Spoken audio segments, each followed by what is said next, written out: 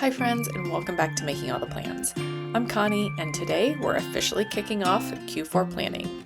Can you believe we're almost in the final quarter of 2025? If you're anything like me, this year has flown by, and maybe you're feeling that familiar mix of where did the time go and I want to finish strong. But here's the thing about Q4. It's different from every other quarter. We've got holidays, family time, shorter days, and honestly, our energy just isn't the same as it was back in January. But that doesn't mean we can't make meaningful progress.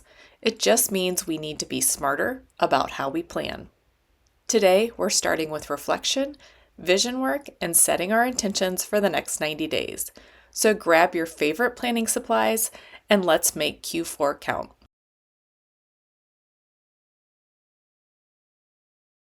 Before we dive into Q3 review, let's talk about Q4 reality for a minute. This quarter is not like Q1, when we're fresh and motivated, or Q2 when we've hit our stride, or even Q3 when we're pushing through summer. Q4 comes with Thanksgiving week, holiday shopping and parties, kids' winter breaks, shorter daylight hours that mess with our energy, year-end work deadlines, and honestly, we're just tired. I'm not saying this to discourage you. I'm saying it because the biggest mistake I see people make, including myself, is setting Q4 goals like it's January. We need to plan with these realities, not against them. The good news is, when you plan realistically for Q4, you can actually make incredible progress because you're working with your natural rhythms instead of fighting them.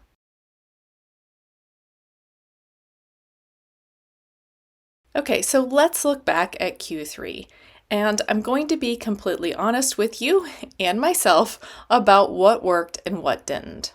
For me, July was great. Work wasn't taking more than 40 hours a week, so I was able to be consistent with YouTube and making progress within our home. We did get a dumpster and got a huge chunk of the basement done. And by done, I mean cleaned out and somewhat organized. We were also able to get a little bit more tackled than we had expected. My morning routine and evening routine have become more, let's say, routine, and I loved starting and ending the day on the right foot.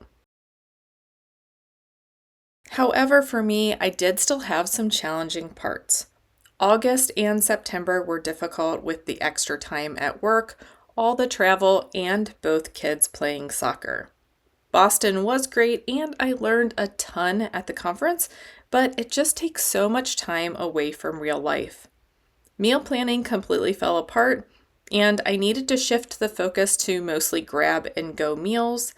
I also overestimated how much energy I would have to do home tasks after all the running around with the kids and the travel. Some lessons that I would like to carry forward for the next quarter are that progress beats perfection always. When I leave margin during the week, it flows much better, and some goals just need some seasonal adjusting. As I start planning for Q4, there are some questions I want to keep in mind as I do my planning. And those questions are, what do I want to feel proud of on December 31st? What things are non-negotiable, even if I have to pay someone else to do them? What would make this quarter feel successful, even if it's not perfect? And how can I honor both my ambitions and my need for rest during this season?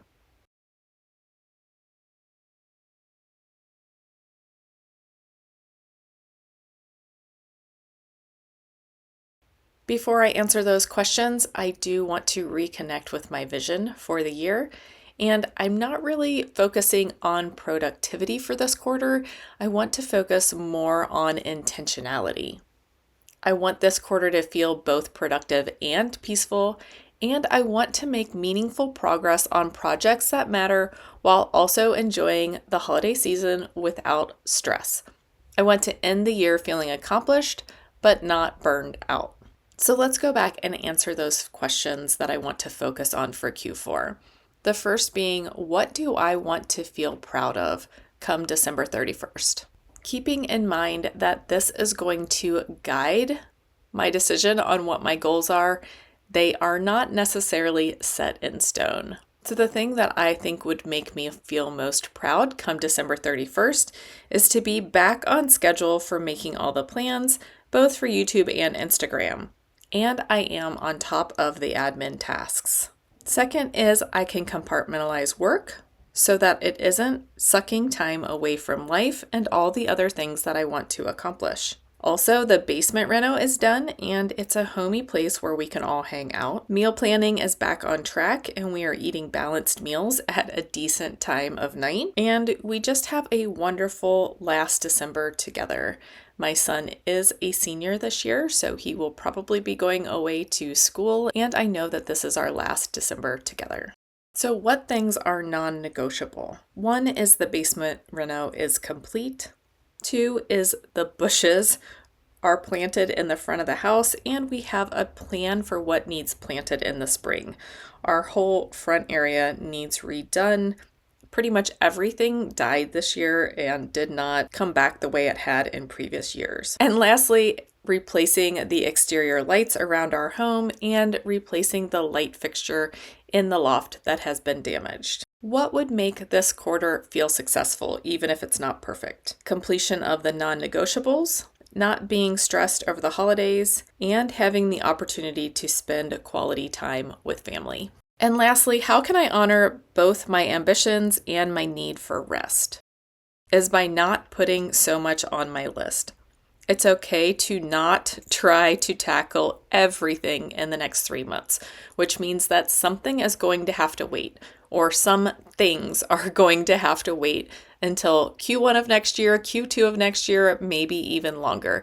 But it is time to get real with how much time and energy that I have in a day, a week, a month, and a quarter.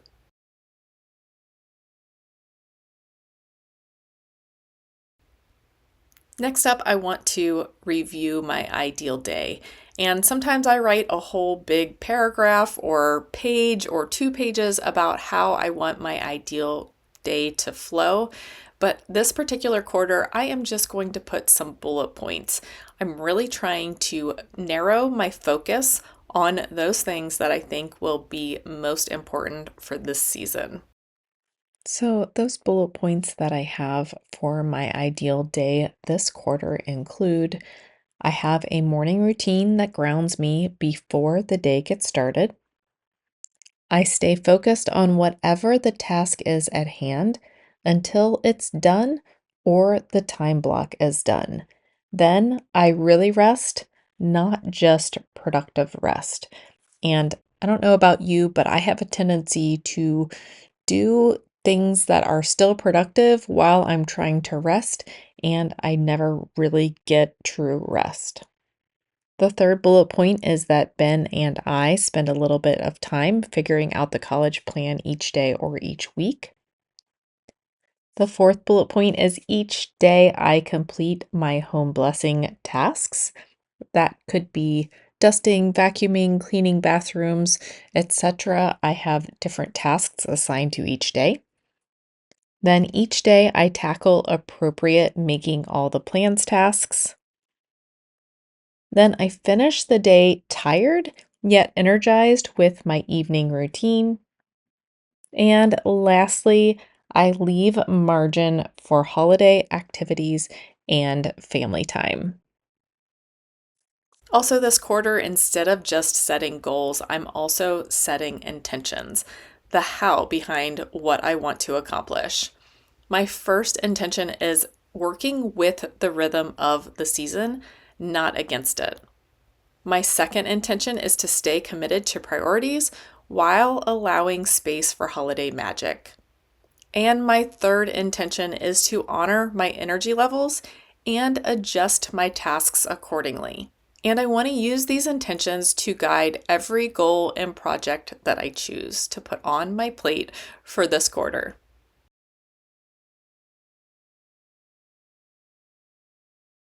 So that's my foundation for Q4 planning. I've reflected on Q3, I've got clear intentions, and I've reconnected with what I want this quarter to feel like. In part 2, we're going to dive into the fun stuff. The brain dump process where I get everything out of my head and onto index cards. Then we'll organize and prioritize what actually needs to happen in Q4. If you're planning alongside of me, take some time this week to do your own Q3 reflection. Ask yourself, what worked well this past quarter? What didn't serve me? How do I want Q4 to feel? And what would make me proud on December 31st? Q4 can absolutely be your strongest quarter if you plan it right. Not by doing more, but by being more intentional about what you choose to focus on. If this resonated with you, give it a thumbs up and let me know in the comments what's one thing that you want to feel proud of by the end of 2025. And I'll see you in part 2 where we're getting everything out of our heads and onto paper. It's going to feel so good. If you're interested in that video, don't forget to hit that notification bell, and I'll see you in my next video. Bye.